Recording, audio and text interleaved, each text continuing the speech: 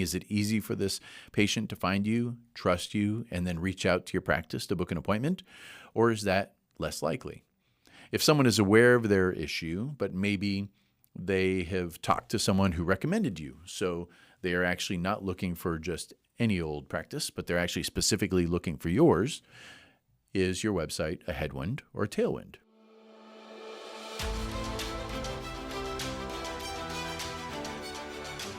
Welcome to another episode of the Physician Growth Accelerator, a show where we break down your medical practice systems into vitals, give you the tools to diagnose root cause of what may be restricting your growth, and prescribe what to do about it.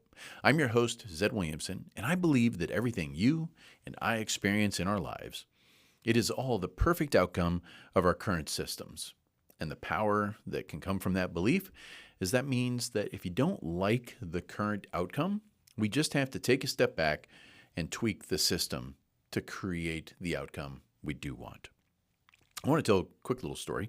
My older son was in town for spring break, and last Saturday I drove him back to the airport for him to fly back to North Carolina.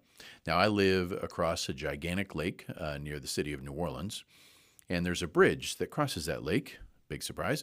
It's 24 miles long. Not very high, just a long straight shot. Well, the weather of the day that I was driving him to the airport was pretty intense. Not a lot of rain, but the wind was blowing very hard.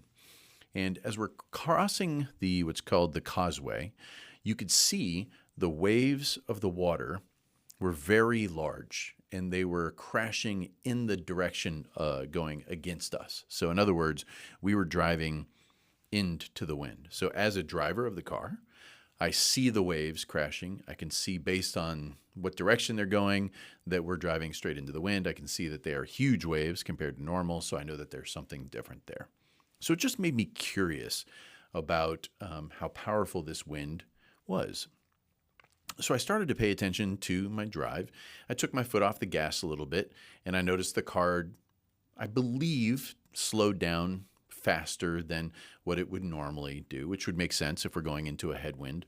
But I was thinking to myself, if I really wanted to do a scientific experiment and truly understand what is the force in which we are going against and how does that relate to other times, I needed to think about it differently. So what I did is I put the car in cruise control at 73 miles per hour. So now I've created a constant. I've witnessed something, which was the waves crashing. Now, obviously, the waves crashing is not causing me to drive into the wind. It's a correlation, right? The waves are an idea or an outcome of wind that I'm driving into. So that can be correlated. It's more difficult for me to drive into the wind based on how large the waves are, not because of the waves. But so then how can I measure truly what the impact was? Well, a car moving requires force against the friction, and that's the engine, and the engine uses gas. So what I did is I looked at what the immediate gas consumption was, so miles per gallon. And at that moment, at 73 miles an hour, driving directly into the wind, the miles per gallon was 21. And so that gave me a data point. So we got to the airport, dropped him off, flight, everything was on time. So we come home. And so now, as we're driving back across the causeway, I am now heading in the direction with the wind. The waves are still large, but now they're crashing with me. So again, not causation, but correlation. You could say, okay, there's less force that I'm driving against because of the large waves crashing in the same direction that I am going. But for me to get that measurement, I just simply needed to put it on cruise control, put it on 73, and looked at my miles per gallon. And it was 44. So a pretty significant difference. Well, what the heck does this have to do with anything? It's a good question. But here's what happens in business so often is we go through our days and we have expectations and things maybe don't seem out of place. So we just keep going. And we don't realize that sometimes we have a wind at our tail and sometimes we have a headwind that we're going into. And so imagine from afar someone witnessing the task of me driving north and then driving south. There is no difference from their perspective. the car was going the exact same speed. They don't have a way of measuring how much power was needed to achieve that same outcome. So there would be nothing to tell them that something was off. The reason this matters is let's change the story a little bit. Let's say I entered the 24-mile bridge with a single gallon of gas going into the wind. The outcome I would have run out of gas. Imagine I enter the causeway with a single gallon of gas going with the wind. The outcome is easily make it across. So in our business, these things exist. These headwinds that if we're not paying attention to correlated data, meaning seeing those large waves, that's different than normal. That means there must be wind. Seeing which way they're breaking, that must be I'm going into the wind. And then being able to decide what I need to measure to know the difference between the direction that I'm going. So let's talk about something as simple as your medical practice website. Is your medical practice website creating headwinds for you or tailwinds? And does it do both depending on the scenario? If a patient is aware of what they're suffering with and they look for a solution but they don't know you, is that a headwind for you or a tailwind? Meaning, is it easy for this patient to find you, trust you, and then reach out to your practice to book an appointment? Or is that less likely?